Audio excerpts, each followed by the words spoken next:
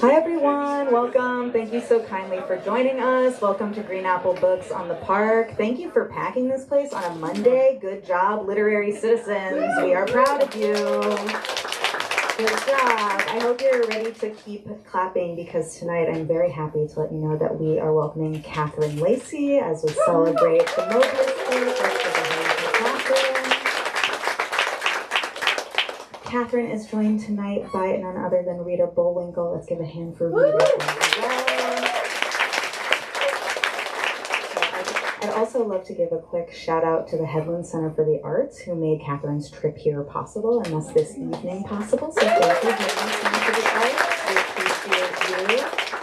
Thank you all so much for being here. This is really exciting. Catherine, we got to host you, God, so many moons ago for No One Is Ever Missing, I think. Yeah, so welcome back. We're happy to have you. Thank you.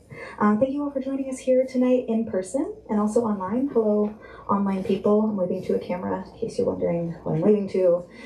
We are opening each of our events here at Green Apple with a land acknowledgement, and as such, I would like to let you know that we are operating on unceded Remote land.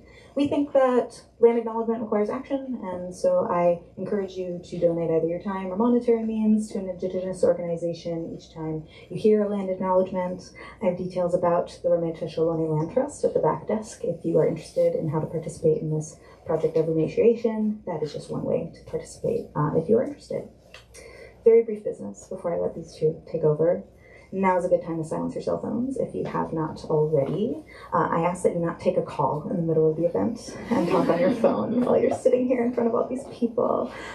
Photo taking, I have been told, is okay, and I have been told specifically that you must be a good Instagram boyfriend. So that means no bad pictures. No bad pictures are allowed, only good pictures. So photos are okay, but no bad ones.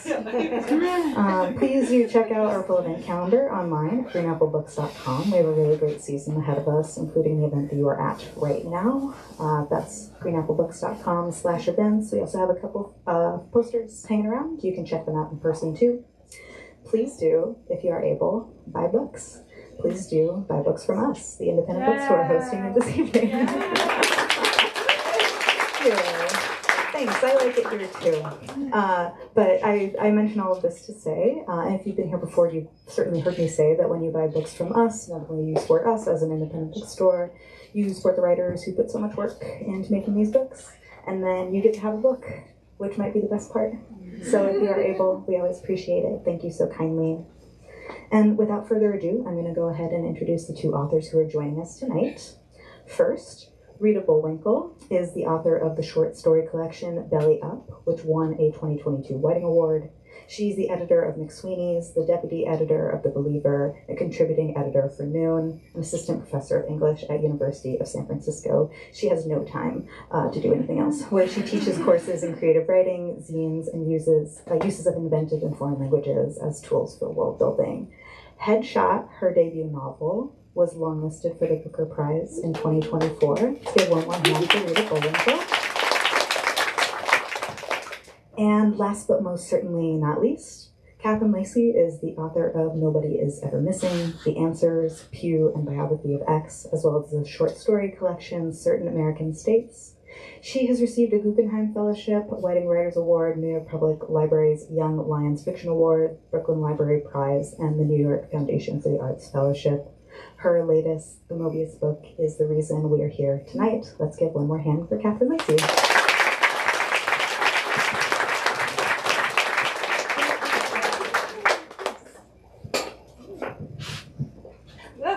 Hi. Hello. Thanks for coming out. And thanks, Rita, for talking to me here. I'm such a big Rita Bullwinkel fan, clearly, as should we all be. And yeah, and thanks, Green Apple. I've been here, I guess maybe twice before. Once for Nobody's Ever Missing, and it was my debut book, and I was very nervous, and you guys were super nice to me, and I always had very fond feelings about this bookstore in particular. And then, oh, hi. And then again with my original editor, Emily Bell, who's also here, and I'm very happy that she's here, to discuss the answers. And yeah, I'm really happy to be back. This is definitely the best crowd period by far. I was at those two events. You were at both of them? Yes, and I was the third that you did here. I did a third one here? With Diane Cook. Oh, I did talk to Diane Cook, yeah. Yeah, I've seen you here 3 times at Green Get Apple. out! I didn't even know you were here. Of course. I'm just a fervent Catherine Lacey fan. Have been for a long time. Lord have mercy. Yeah. Oh, well, thank you. I mean, Catherine, okay, so this is your 6th book, and it's the first one that is, at least in part, nonfiction. But for your graduate studies, you did focus on nonfiction. I did. What about this project made it be that it had to be at least part of it, written in nonfiction? So, I think I've been thinking a lot about the anniversary of Hurricane Katrina, as like anyone that's been in my orbit the last month has probably heard me already talk about, because it's been 20 years this month, and I really find that disturbing. But also, immediately, I was living in New Orleans during Katrina, and immediately after Katrina, I moved back a few months later, and I really feel like that city and that city in that moment with the people that were there, and it was much smaller and very strange and somewhat dangerous and like vividly alive, but also really suffering. I wrote a lot. I was like suddenly full of like all this energy of like, I must understand this environment that I'm in. There was a kind of like urgency to like, I just really need to understand what happened here and what are people doing.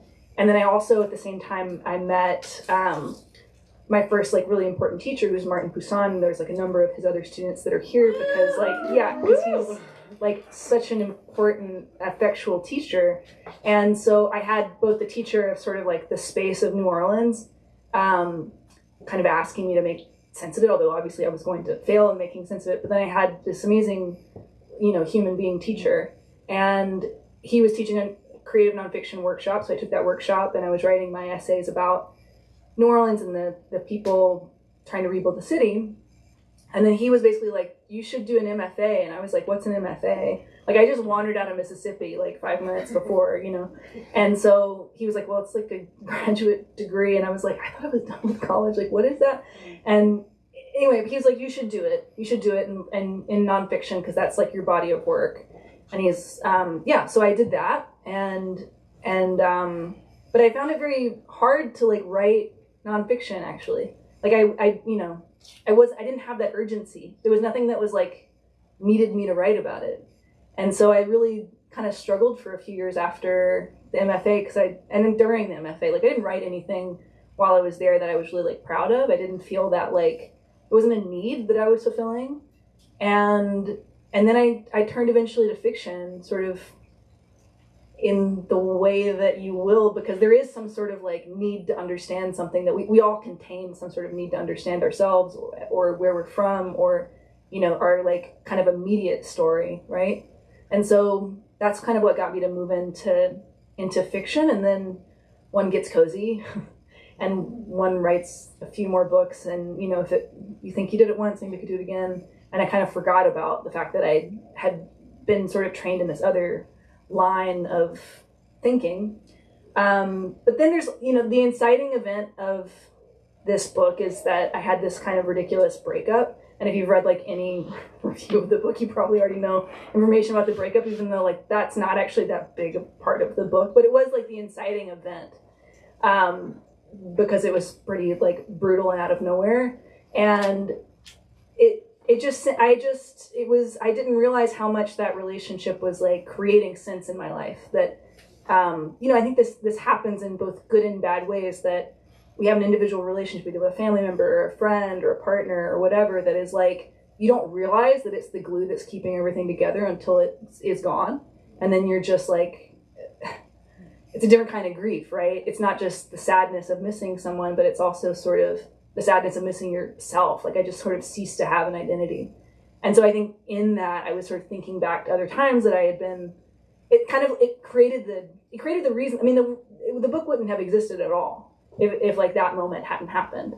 And it put me back in sort of like, when are the other times this has happened? And like, I know this feeling is familiar, even though like I've never been through this type of breakup before, but like I was like, this is familiar to me, and then I kind of started to sort through it, and it reminded me of losing religion. It reminded me of not eating. It reminded me of different states of sort of falling into a state of faith of some kind and then falling out of it. And I was like, wow, that's not like that. Like this thought process makes this whole experience feel less scary. And so I felt for a little while I was just writing, but I wasn't really writing fiction. And I thought, well, maybe actually, at one point early on, I told my soon-to-be ex-partner, I'm going to write the meanest book about you.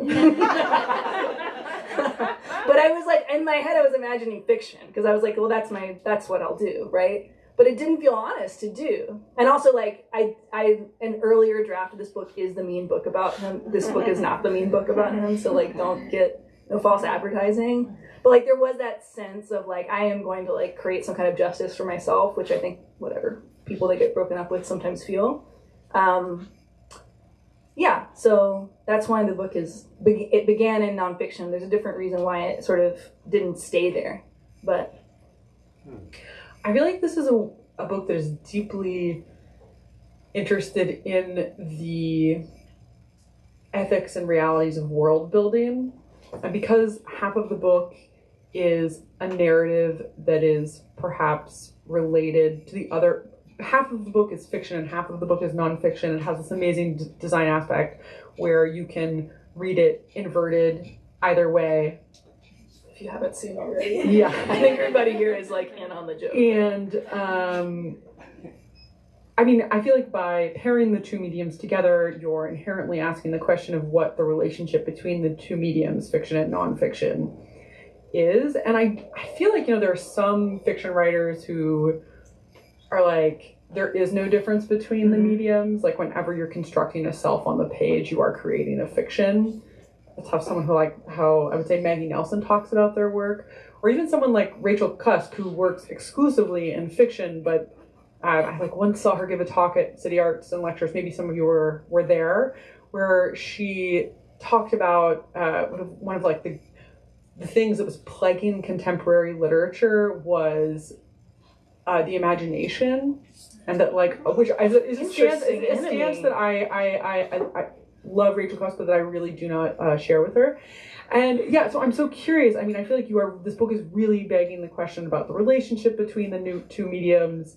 Perhaps how they differ and their strengths, specifically in like a world building capacity. How are you thinking about them with this book? Well, I think like when I did start writing, or I was trying to write nonfiction seriously, I felt like there was a difference between journalism and having like a recording of what somebody said and putting things in quote marks versus like reconstructing dialogue and reconstructing things that were said that you don't necessarily have on tape. And I would always put those in italics I didn't want to use quote marks. Like quote marks felt like a contract. And then I found that sort of bled naturally into like how I write fiction usually. And I actually like forget, like I don't think there's any quote marks in there. I'm not going to look right now, but I forget whether or not sometimes I use them, sometimes I don't. But I think for the most part I don't, because to me it feels like a quote mark kind of signifies a space where it's like, this is provable. And I just, of course there was when I was like doing this kind of like life writing and thinking back to childhood sort of religious extremism, and I don't know why I said sort of, like childhood religious extremism of my own making and making of my environment. I never used quote marks. I wouldn't want to put exact words in the mouths of people in my family or my friends or, preachers I'm no longer in touch with or whatever. I never felt like that was like provable. I was like kind of trying to let you know, like, this is my memory. And so that's a slippery thing. Sometimes it can be confirmed sort of, but still, and so I don't know, I guess, I also, because I've spent so much time writing fiction, that I felt like I might be even more contaminated as like a nonfiction writer. Like I might be taking leaps that I don't even realize that I'm taking. And so I wanted to kind of call the whole thing into question. I mean, part of the reason there's like a fictional half to to the book is that I think of the book as nonfiction, really, but it has this sort of fictional interlude that's sort of covering space that I felt like I couldn't really go into in nonfiction. But are there other books that question the relationship or boundary between fiction and nonfiction that you admire? I'm sure there are, but do you ever have that thing where somebody's like, name a book? And you're like, the Bible. I'm so sorry. What I would say the Bible. The Bible is like, actually, yeah, that does it. Yeah. I wouldn't say I admire the Bible. Yeah, I would say I live dutifully in the shadow of the Bible. The Bible definitely utilizes the Rashomon structure. It is like, well, Paul said this, and then Did he? yeah, No, we're putting Jesus' definitely. words in red in some of these editions. Like, Yeah. it's like quote marks on overdrive. It's like, he said it, like, for sure. Like, we're not even totally sure he existed. The Bible is a great comp for this book. I love it. Okay, this book is also a book about friendship, or I read it as such. It has a lot of friends in it, and I was wondering, and that's involved, I think, with the book's questioning of, or its interest in world building. How were you thinking about friendship in this book and all the friends that appear in both the nonfiction and fiction sections? Well, I wrote the whole nonfiction section first in a kind of, probably in like about a year or less, based on just like what was happening around me. Like, I mean, I wasn't exactly I think at the beginning it was literally diary entries, because I'm not like writing for publication at every moment of my life. Most of the time I'm actually just writing in a notebook for nobody. And, my friends were there. And I found, like, I had always had pretty solid, like, no, I shouldn't say always. Like, I was a complete loser when I was a child. I didn't have any friends, and I'm not really in touch with anyone that I knew before 18. But from, like, when I turned 18 and went to college, I met 3 really close friends that I'm actually, like, one of them lives in Mill Valley. I'm going to go stay with her. Another one just moved to the Lower Haight, just miraculously. And I'm very close with them. And I feel very close with them forever. But, and a number of others that had, like my core group, thank God, like I really feel like I can call them. But when this moment happened of like, you have to move out of your house, like as soon as possible. And like, you don't have any money because all your money's in the house. And you didn't know this was coming like till today. I was like, what do I do? Because I'm not the person that's going to go, it was like right before Thanksgiving also. So I was not the person that was going to go home, like to like where my parents were or anything like this. And I just was like, well, I'm not usually the person that asks for things. And I imagine there's lots of people in this room that also have difficulty asking, even people that love you and like would love to help you, just asking for anything. Like I will like wait. I've gotten better about it now, but at that time I was like, I don't want to put anybody out. I don't want to like be a burden. I don't want to blah, blah, blah, blah, blah. And then I was like, you know what? You have no choice. It's like, there's not really enough money in your bank account for you to get a place to live by yourself. So you have to call your friends and be like, can I live with you for a month? And then call another friend and be like, can I live with you the next month after that? And then call another friend. And so that's what I was doing. That's how I was like living. And it was terrifying to do at the beginning. As I know, like there's probably a lot of people in this room that like, it would be terrifying if suddenly you needed a place to stay and you had to call a friend that loves you and ask them for that. But the experience of asking for it and being told was like mind blowing, worth the ticket, like worth the price of admission, almost kind of. I mean, I think ultimately yes, but very difficult in the moment. And the people are just there for me, like in a new way, and. So there's just no way they weren't going to be, that's just who I was writing about. That's just like what I was doing. And I think they just naturally sort of filled that year. And I realized like, just because I don't have a partner doesn't mean I don't have like immense care. And, so that was just like the thing that I was living with like during that first year, especially. So.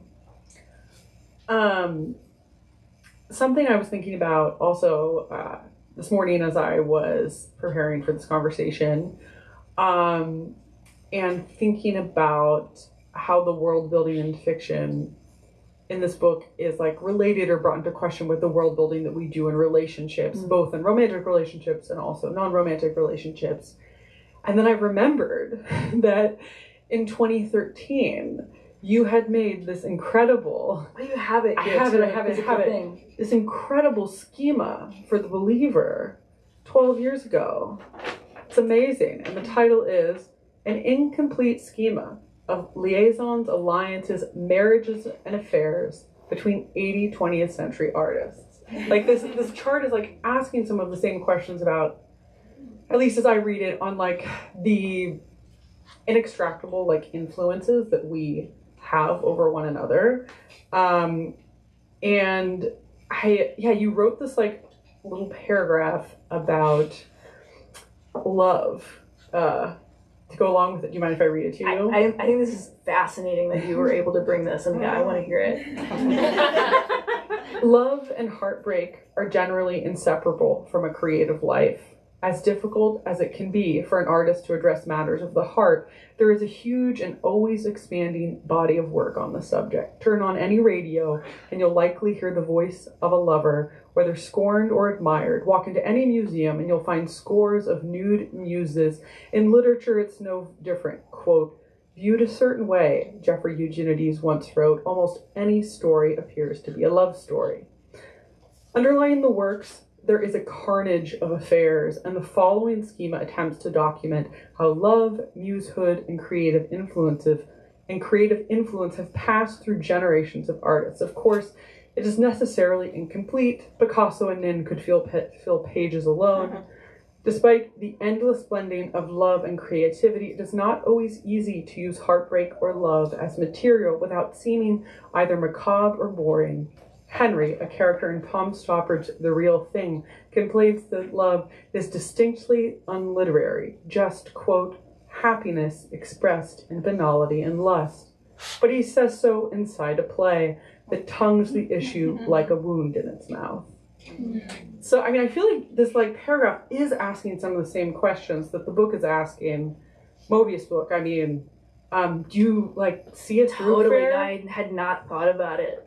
I mean, this was just like, I think while I was writing my first book, I was discovering the many other things that arise in your mind that are like tantalizingly interesting while you're trying to write a book. You're like, how many children did Zsa Zsa Gabor have? Like, I mean, look, and like, you're like, you don't need that information like right now, but then suddenly it becomes like urgent, and then like you're like on Liza Minnelli's page, like, she had how many husbands? But then like, but actually it made sense, and you know, you're just like, ah. And so I feel like part of when I was writing my first book, I would often go to these wormholes of like who was sleeping with whom when they made what work. Like especially like I really wanted to know what were the sort of like love stories and affairs that were sort of like underneath these different novels or paintings or, you know, opera or whatever. And I was collecting a lot of this information for no particular reason until I was like, maybe I could do one of those fold out things in the middle of the Believer. And then you made a book into this. And then it wasn't enough. It wasn't enough. Like this, there's like no amount of, and it's just because the highbrow gossip is just endless, right? And so eventually I worked with this illustrator friend of mine named Forsyth Harmon, and we made a book out of it. Where I just did a lot of Googling and looking at books and just flipping to the back to like see like when do they mention their ex, like that's it, like that's all I'm looking at your biography for. And yeah, and then she made these beautiful like watercolors of each person that's mentioned. I always feel guilty when I think back to like the kind of imbalance of labor that existed in that project, but we love Forsyth. Illustrators are amazing. Yeah. Yeah. So that's, but I remember writing, it's weird. It's like, I don't always, right now I'm in this moment of looking back at work, and I'm trying to like figure out this story collection that will come out in like 2 years. And I'm doing like kind of what really belongs there. Should I write a new thing sort of in between these two stories or something? And I'm looking at stuff that I'm like, when did I write this? What is this? I don't remember writing this. And I'm like looking at like, when was this document created? Like that month?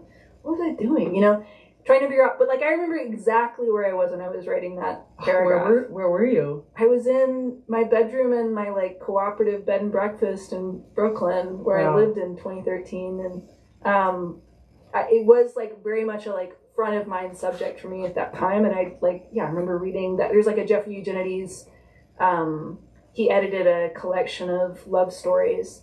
I don't know who put out, but it was really beautiful. No jacket, just hardcover, no jacket. If there's anyone in publishing in here, consider it. It's so much more attractive than those flimsy things that then fall off the book, and you're like, what?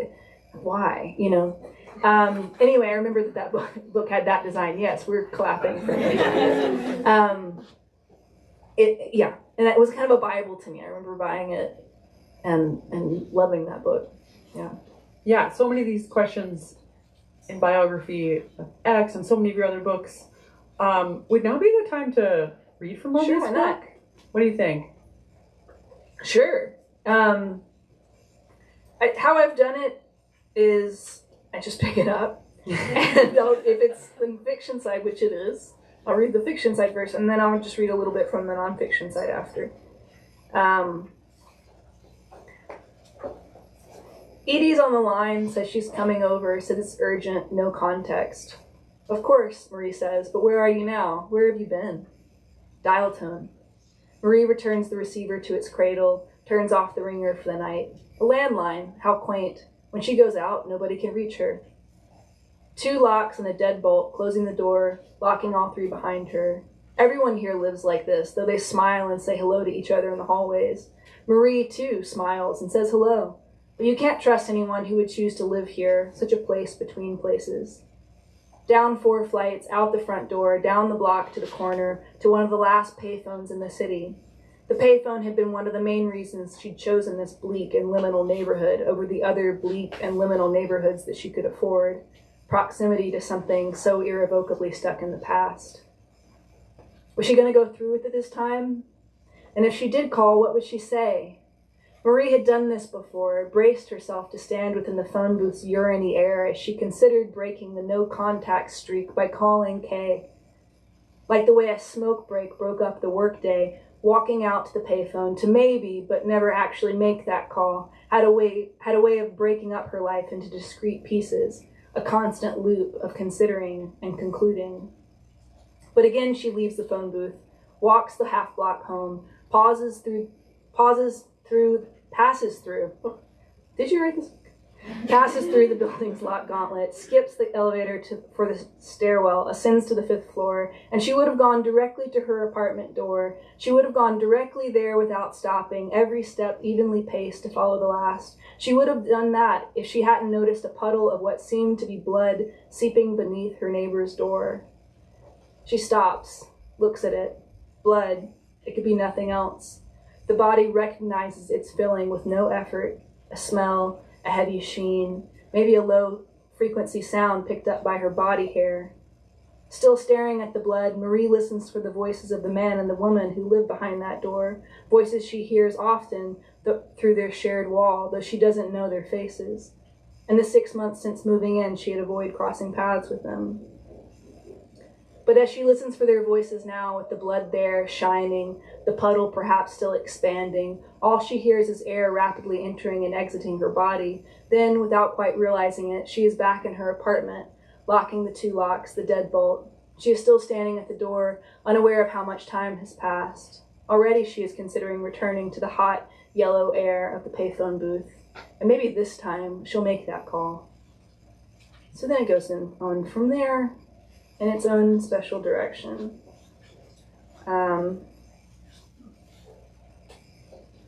Yes, please. Getting rather parched.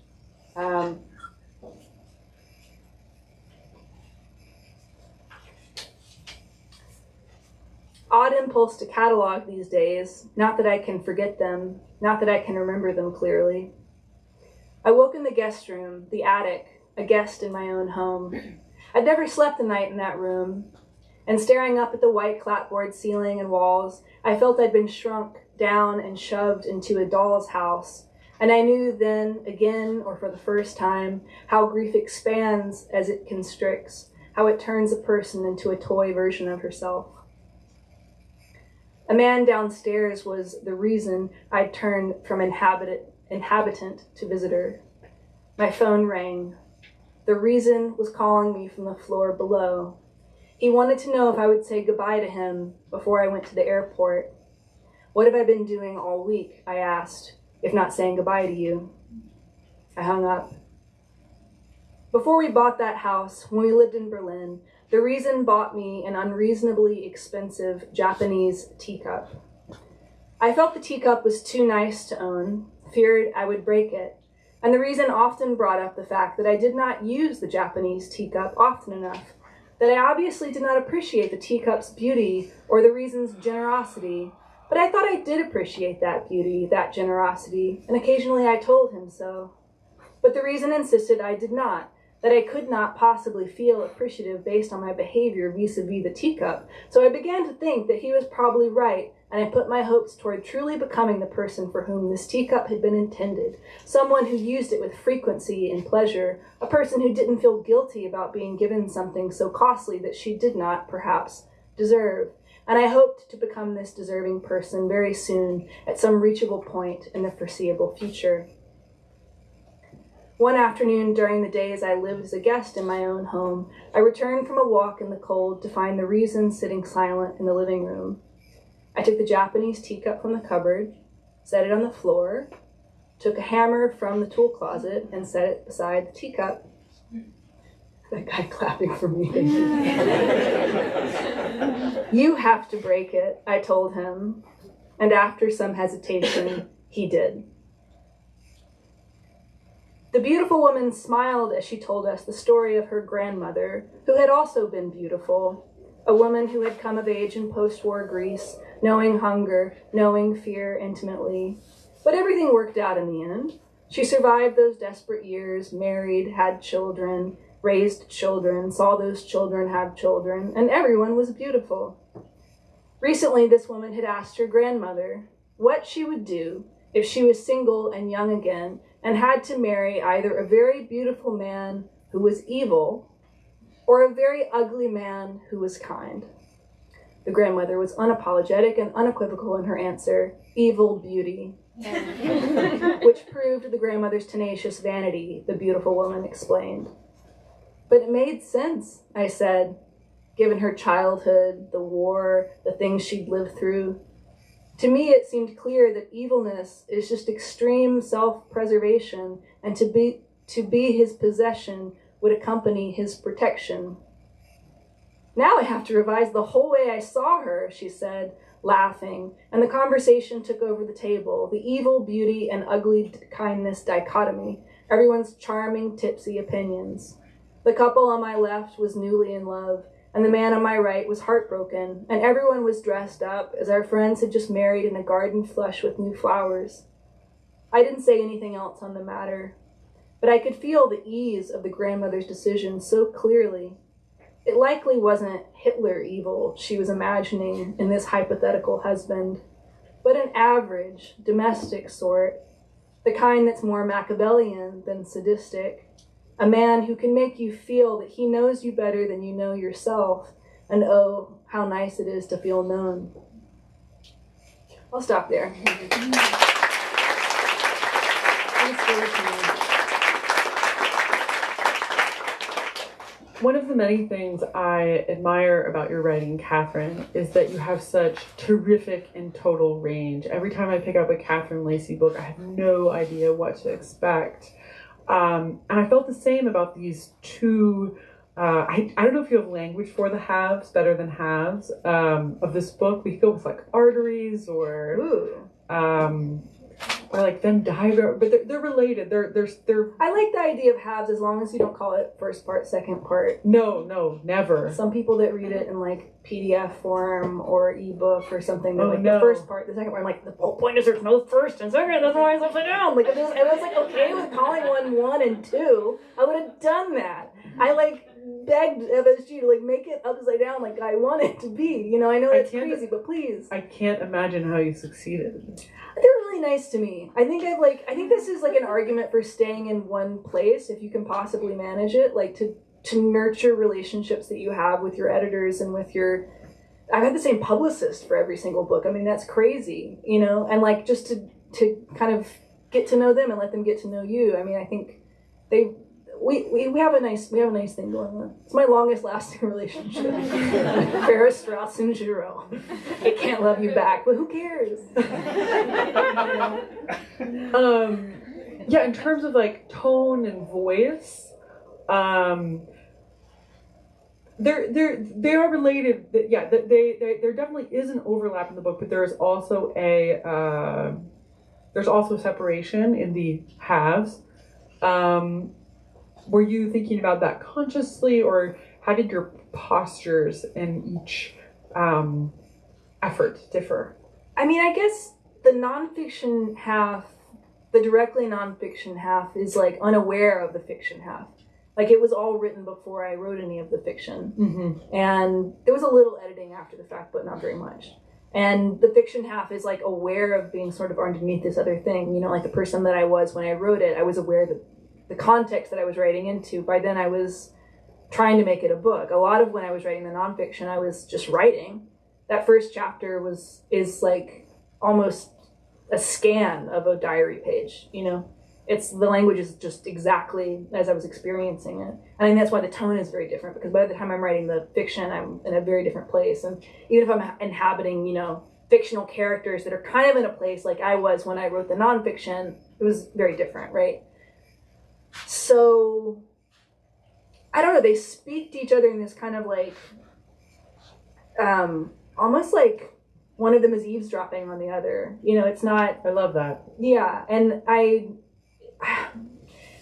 don't really remember. I've tried to figure out when I decided to do this like two halves of the same thing, but at some point I was kind of thinking about maybe I should just scrap maybe the nonfiction was never a book. Maybe I have to write a novel.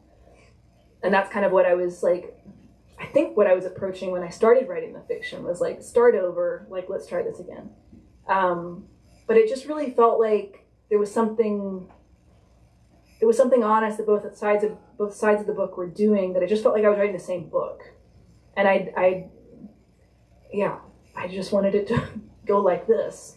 It's the only way it made sense to me. You know? They make such total aesthetic sense living together, and they seem inseparable and from each other, and that they bolster each other up in like a really amazing, unique structural way. Okay. I have maybe like one or two more questions for you, and then we'll open it up to the audience. So if you have an audience question, begin to think about it. Something I wanted to be sure that I got a chance to ask you is, I feel like there are not a lot of contemporary literary books that take very seriously questions of faith. And I think this is definitely a book, at least as I read it, in part about religion. I was wondering how you see religion functioning in the book.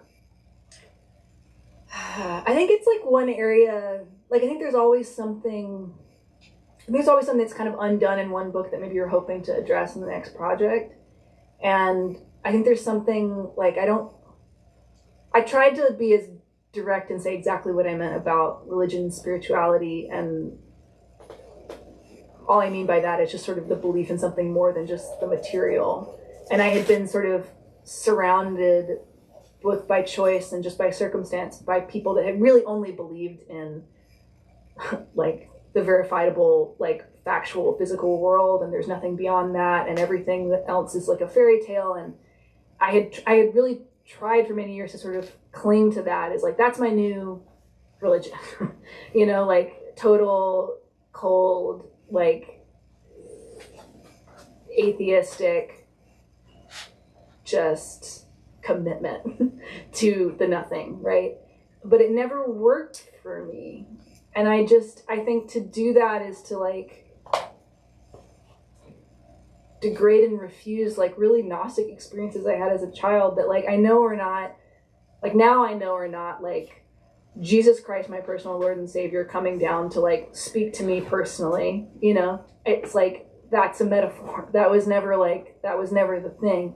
And so I think because I had the experience of like really being a very devout believer, but also really having company in something that was non-material, like as a young person and into my like adolescence, it's really hard to like refuse that. Am I supposed to just be like, oh, I was just a stupid kid I don't think kids are stupid. No. I think kids really pick up on things that are absolutely truly there.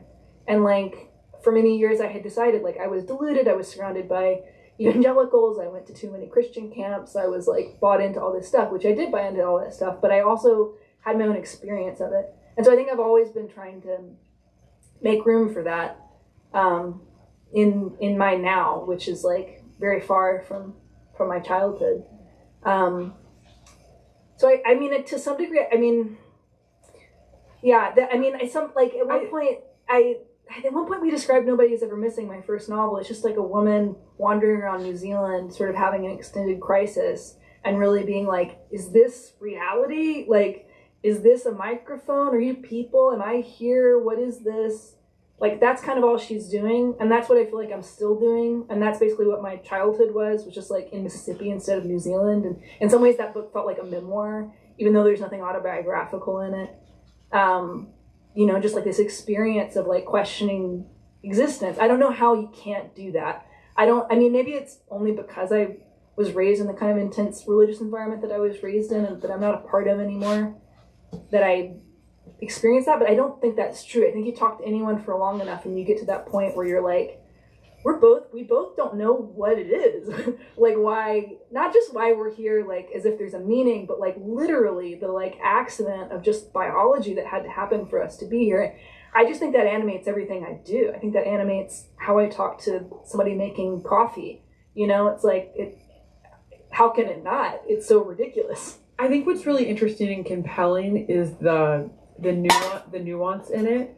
This idea that I think it would be so much easier to, whether you're in a relationship that then ends, to then just refuse it and say, this was all bad, or like totally. I was a devout believer and that was dumb. Like that is a easy, unnuanced posture instead of having to like weed through the minutia of the self and see what was possibly meaningful or possibly beautiful or possibly true. It's a much more rigorous and I think difficult way with engaging with the world.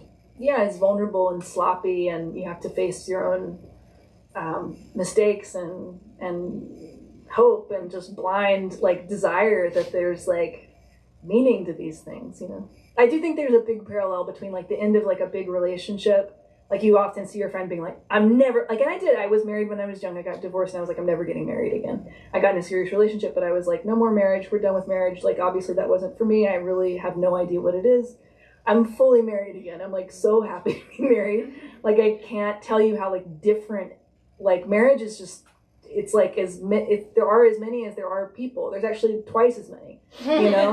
Like it's not the same thing. It's not a static entity that you enter into, you know? It's like, it's many things and there's different ones. So like, I think if you're a divorced person, to swear off marriage is like, you know, I mean, there's different reasons why you might swear off marriage before you even had one, but you shouldn't swear it off based on your crappy experience, you know? And that goes for everything. It goes for religion too, I think, and it goes for, maybe not religion, but I don't know, organized religion I do still have a kind of like dicey relationship with. Yeah, a lot of complaints. But there's something in it. To throw the whole thing out is a little bit ridiculous. Catherine, is there anything that you have hoped someone would ask you about this book that no one has yet? That's like the hardest question. Sometimes is there anything anyone in here would hope that I would ask about this? Or I mean, what is like the mechanism through which I'm supposed to like imagine the things that weren't asked?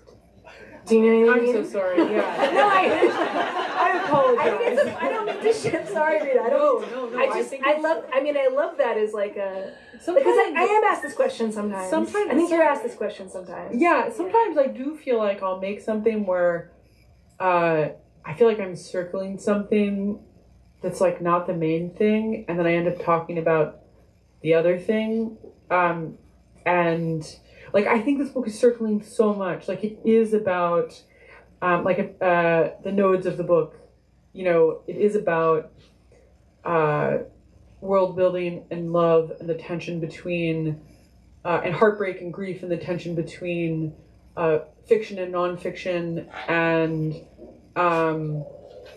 how the world building we do in our relationships is different from the world building we do in religion, is different from the world building we do in how we present ourselves to the world, and specifically maybe how we present ourselves to the world in terms of being like women who walk through the world more generally. I'm thinking about like the sections about like austerity through eating, and I think it's not a book so much about like the lineage of aesthetics, which I feel like in some of your other books more prominently, but it's like kind of at the periphery. I don't know. I was curious if there was something that you're like, oh yeah, I was circling that, but no one seems to be asking me that. But we can just. But I think you asked so many questions that are like nobody ever asked me, which is why I was hoping that you would do this event with me and why it's going well. Very nice. Because thank goodness. Because like nobody used the word world building and like the world building of relationship and the world building of religion. Like nobody's brought that up, obviously. So I feel like it's hard when you've just been asked a bunch of questions that are like already unusual, you know, and give you like a different opportunity to like look at like what was the project? Why did I do it this way? Da da da da. They didn't be like, what else is there? I'm like, well, I'm like underneath like an avalanche of like, I've already been asked a lot of unusual questions. I mean, I think one crappy thing that happened when you write memoir, and especially if you're a woman writing memoir, is that the way that the book is talked about publicly in reviews and stuff like this kind of boiled it down to like this gossipy divorce book. And it's like, first of all, was not married to this individual. Second of all, there's like a lot more in the book than just the breakup. But if you want to like make it about a gossip item for you, like that says more about you. Like if you actually look at the book, it's percentage-wise not that much about that. And so I think I kind of knew that was going to be like one way that it was boiled down. But obviously like the religion and sort of like renewing faith in general, coming back to faith, whether it's faith in humanity or faith in the future or faith in your neighbors or faith in yourself or faith in your creative ability or all the different types of faith that we encounter in our everyday existence, you know, the way they go away and come back. That's like to me, that's the main subject of the book. Yeah. And when people boil it down to gossip, I feel embarrassed for them. Yeah. But also just a little bit like, oh, I guess I'm a woman with a life and talking about it is gossip. Yeah. You know, it's like, yeah. All right, well, if women talk about their lives, it's philosophy, you know? It's a little annoying. I'm like, what year is it? Is this really what we're doing? Yeah. You know? And one has to mention the existence of things that have happened in your life in order to say it something honest. And I don't have any shame about that. But I do feel like the reduction of like memoir by women to like gossip is just crappy. So, to use a technical term. Could not agree more. Wonderful audience. Do you have questions for Catherine? Hi. Hi. Thank you for being here. I was wondering if you could talk a little bit about sort of the different freedoms that you experienced while you were writing. Like if there was maybe a Venn diagram or different kinds of freedoms that fiction versus nonfiction in the writing of what you were doing were afforded. I phrase that badly, but you know what I mean? I do know what you mean. I think I know what you mean. There's a little cute dog here too. I didn't realize I was talking to a dog. Oh, love a literary dog.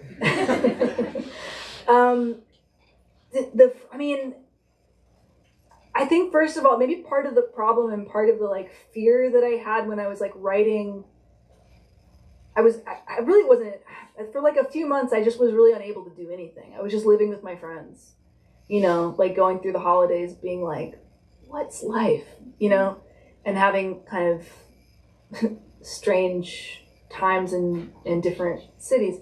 And I was writing in my notebooks and I wasn't really able to do any like of my grown-up lady work.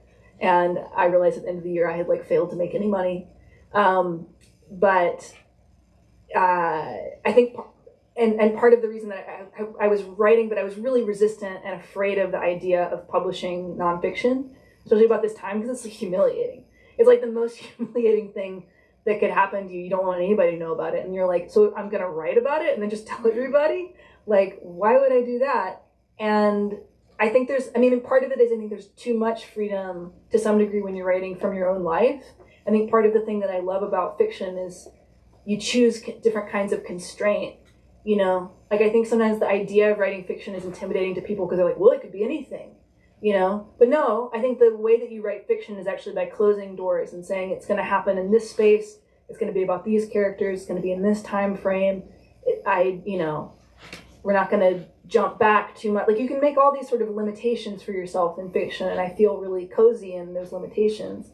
And I think part of the my resistance over the course of a year of well, I'm writing this stuff, but it has to get translated into fiction eventually, right?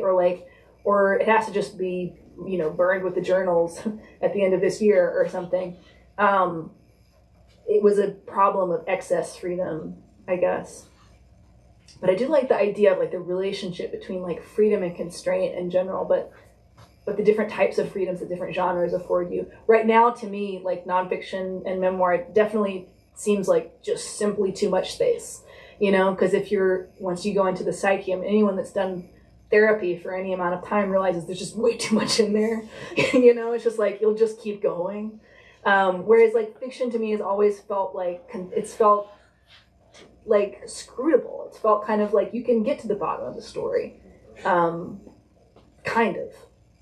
Or it's felt that way to me. I don't know if it's really true. Thank you. Yeah.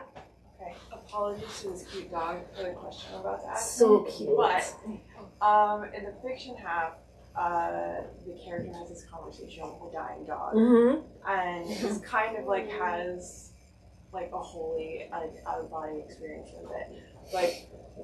As someone who's also very super religious, have you had experiences like that where you put all of this meaning into something like that? Or if not, I would love to hear you talk about the idea of drawing something so divine and holy from a lot of pain and something that's really common and kind of desolate. I just thought it was really interesting. Yeah, thank you for that question. That so there's this part towards there's no spoilers. There's nothing that really happens on either side of this book, or not that can be spoiled, but just people thinking about things, just a crazy girl having some thoughts. Gossip, just merely philosophy gossip. So in the fiction, towards the end, there's one of the characters is remembering this encounter that she had with a dog that's dying, and I think crucially this section was written towards the end of a writing residency. I wrote most of the fiction half on a writing residency over the course of 3 weeks, and it was really towards the end where I was kind of tweaking out, part of and I'm on this writing residency right now. You're kind of getting me towards the end, but I've been socialized a little bit better this time than I had that time when I finished it. But part of the wonderful thing about spending a big chunk of time just diving into your work and not doing things like laundry or cooking for yourself or walking your dog or anything that reminds you that you're you, is that you can get to kind of weird parts of a project that you didn't know were there. And definitely the dog surprised me. I was alone in this cabin in Switzerland, having a conversation with a dog that was dying in Greece, and it felt so vivid to me and it felt really real. And I've never had that experience exactly. But I did have an experience that is on the nonfiction side of the book that really blew up my idea of what's here and what's not, and what can we talk to, what's possible. But that, I write about it a little bit in the nonfiction side, but that was, I think, other than kind of softer and sort of harder to describe experiences from when I was young, that was the first experience in adulthood that was just changed my idea of what reality might be. Not that we're going to get really any answers, but I keep thinking about maybe I want to write more about that world. Yeah. I think we have time for just one more question. I just wanted to follow up on the first question and ask how you went about establishing constraints in the nonfiction half. Oh, great question. I think, Talk about it, fiction. yeah, it is much easier to talk about in fiction. This is a question about how you create constraint when you're writing nonfiction. I think that it's really difficult to do that. Some of it was just, I think after I had been writing, I was writing and I was like, maybe it's an essay or maybe I'm just writing, who knows? And I think after I had been working on things for a while, I started to realize that like loving someone is an act of faith. And I know that seems really simple, but even having a friendship is an act of faith. And all these things that I thought were not faith or just life or whatever, were like actually faith-based. And I think once I had that, I mean, like, this is after writing for, several hours a day for several months with nothing else really going on in my life, that I realized that that's kind of what I was trying to get to. And I think once I had that question of like, how do you can't know what's going on in someone else's mind or heart. You only know context clues, and you're never going to get to the bottom of it. And maybe they don't even know what's going on with them either. That like any kind of relationship is a complete leap of faith. You have no idea. And you just sort of hope that you understand yourself enough that you know why you're somewhere, and you hope that they understand themselves enough that they know why they're there, and that's like religious. That like made me realize that this whole time I've been practicing a different type of faith and calling it something else. And I think knowing that I had seen it sort of like erode and come back a couple times, like that's like the organizing principle. That's the like spine of the book. But I think the nice thing about fiction is that you can have the constraints be much more arbitrary and much more kind of from the outside in. And for me, my experience of writing nonfiction is that there has to be a kind of emotional core that's making a spine for the book that then you have to get the body of the book to kind of like cohere against, right? And to me, that's a harder gesture to complete. I think for some people it feels very natural and harder to do the other way. But I think just mainly what your training is, like I had written a bunch of novels, so why would I know how to do this other thing? So, Catherine, thank you so much. Thank you so much. Thanks for the question.